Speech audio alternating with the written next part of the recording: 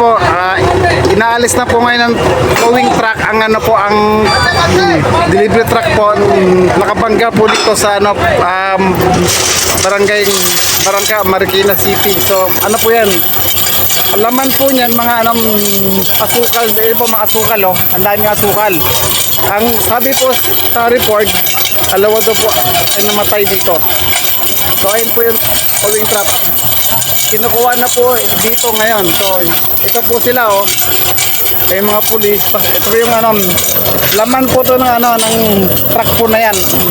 Lahat po, ano po siya, asukal po lahat siya, no? Ayun, no? So yun po, inaalis na po dito ng MMDA kasi nga po nakaharap po talaga, sobrang traffic po dito. Tapos yung laman din po ng delivery truck, ano, inaalis po nila. Kasi yan po, madalin po yun sa ano po, impounding ano po yung area ng Marikina. So ito po sila, oh, and moving po. So, ito po yan.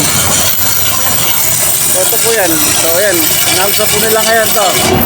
Sobrang ano, traffic po. Kasi yung mga dumadaan po ng Katipunan, ano, dumadaan po sila doon sa kabila po.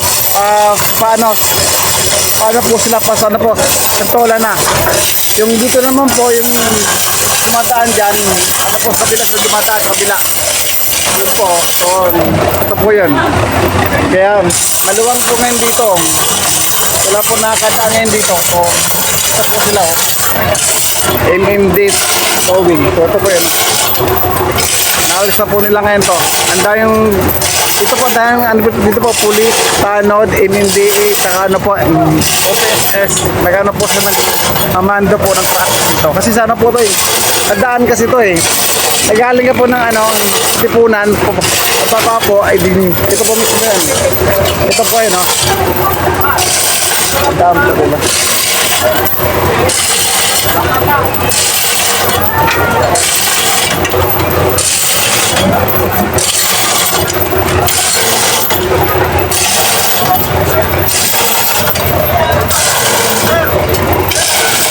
Ito yung mga tao dito.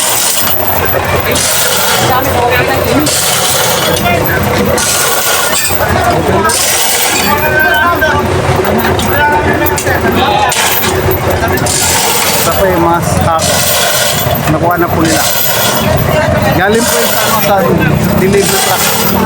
Tulong-tulong po sila para maalis po sa ano po, delivery truck po yung ano, asukal.